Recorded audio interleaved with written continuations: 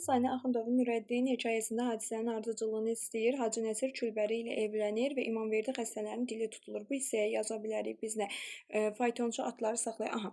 Rəhim Nurəddinin yaralarına baxmaq üçün şəhərin məşhur bu ən sona olar. Faytonçu atları saxlaya bilməyib Nurəddini vurur. Bu ən sona olar, bundan da sona olar. Ona görə A variantı olanları çıxıram. Burada A gördüm, burada A gördüm. Aha, 1-ə C, B, C hansını yaza bilərik? Gülpəri Nurəddini də götürüb kəndə köçür. Hacı Nəsir Külbəri ilə evlənir, İmamverdi xəstələr və dili tutulur. Gülpəri Nurəddini götürüb köçür. Bunu yaza bilərəm. C. Hacı Nəsir oğlunu məktəbə qoyur. Hacı Nəsir oğlunu məktəbə qoyması bura aiddir. C-ləri də çıxanda cavabım B çıxır. Sonra növbəti cədvələ əsasən uyğun fikirləri bizdən istəyir. Bomba, Nurəddin, Anabacı. Deməli, bomba hekayə, novella idi. Nurəddin hekayəsi, Anabacı hekayə. Hər üç əsrə aid fikir. Əsas qəhrəman xeyirxah insanlardan dəstək görür. Bomba əsərində xeyirxah insanlardan dəstəyə yer verilməyib. Yaxşı pis tərbiyə məsələsinə yer verilib. Bomba əsərində yaxşı pis tərbiyə yoxdur. Əsərlərin yalnız ikisinə aiddir. Xəbərçiliyə satqınlığa, bombada satqınlıq var idi. Nurəddində satqınlıq yox idi. Anabacıda satqınlıq yox idi. Hadisələr obraz təhkiyəsinə əsaslanır. Obrazın təhkiyəsinə Anabacıda müəllif təhkiyə edirdi. Bombada obraz təhkiyəsinə əsaslanmır. Anabacıda müəllif təhkiyə edirdi, amma bunlar heç biri baxaq. Bir də deyək, Anabacıda müəllifin təhkiyəsi idi. Nurəddində obraz təhkiyəsinə əsaslanmır. Bombada isə obraz təhkiyəsinə əsaslanmır. Burada Anabacıda müəllif həm də birinci şəxs idi. Burada ikisinə aid doğru götürə bilərəm. Hadisənin gedişində müəllifin baş qəhrəmanla bağlı düşüncələri dəyişir. Yalnız birinə müəllifin baş qəhrəmanla bağlı düşüncələrinin dəyişməsi. Deməli, baxaq, Anabacı əsərində müəllifin baş qəhrəmanla bağlı düşüncələrinin Nurəddin əsəri, bir də bomba. Hansını deyə bilərik?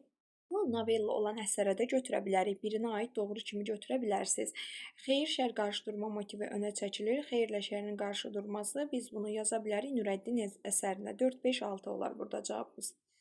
Hüseyn Cavidin ana əsərlə bağlı doğru fikri istəyir. Səlma ana gördüyü qorxulu yuxuları pis xəbər alacağı ilə əlaqələndirir. O qorxurdu, bəli. Orxan İsmətin varlı ailədən olduğunu əsas gətirərək ona yoxsul Qampoliada layiq görmürdü tamamilə. Orxan İsmətin varlı ailədən olduğu. İsmət varlı deyildi, İsmət də kasıb idi. Orxan özünün varlı olduğunu deyirdi. 2 olan variantları silirəm. Səlma ana qərib köməksiz hesab etdiyi üçün ona pənah gətirmiş Murada yardım edir. Tamamilə doğrudur. İsmət Qampoladın tezliyə gələcəyi xəbərini sevinsə də Orxanın intiqam alacağından narahat olurdu. Bu da doğrudur. Cavab burada C olsa daha doğru olar. Həmzənin Qıratı qaçırması qolunda bizdən istəyir. Deməli, burada Həmzə Qıratın Toqatda saxlandığı, deməli, Koroğlu kimdən nəyi öyrənir? Qolunda Koroğlu kimdən nəyi öyrənir?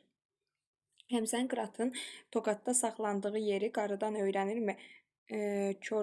Qaçırması qolunda Koroğlu kimdən nəyi öyrənir?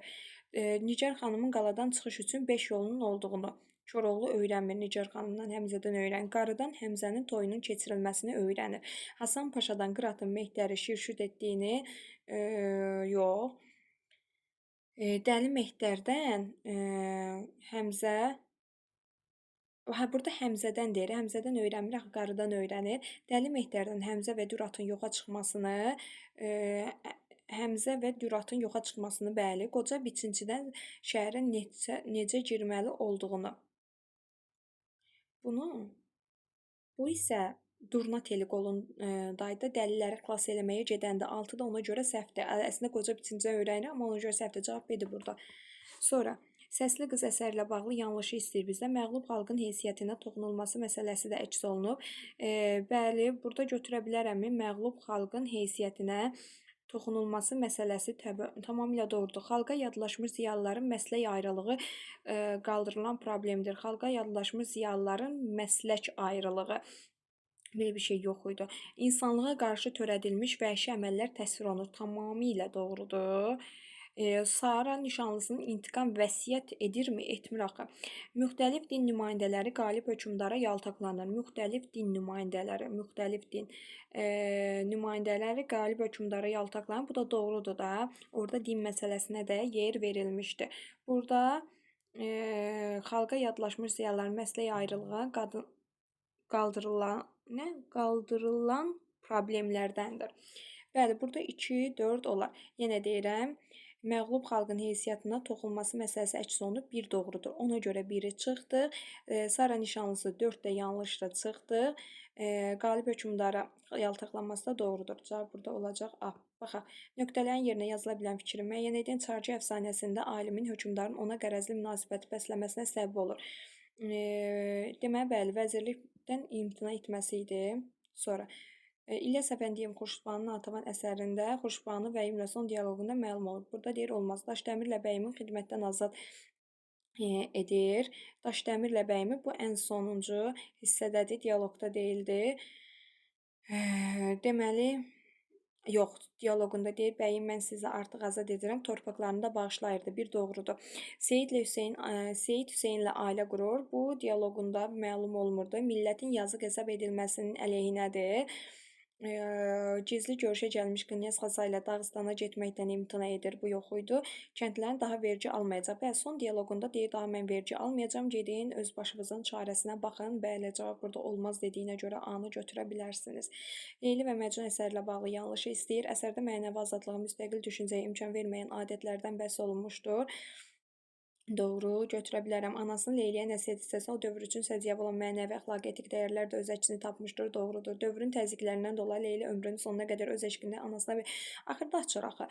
Təqiblərə, əzablara dözən, ağır işgəncələrə məruz qalan Məcnun, ağır işgəncələrə atası Məcnunun aşiq olduğunu eşidəndə onu bu yoldan çəkinir. Tamamilə doğrudur. Cavabımız burada olar 3-4. Azadla vətən yaraları, milli azadlıq mübarizəsi əks olunmuşdur.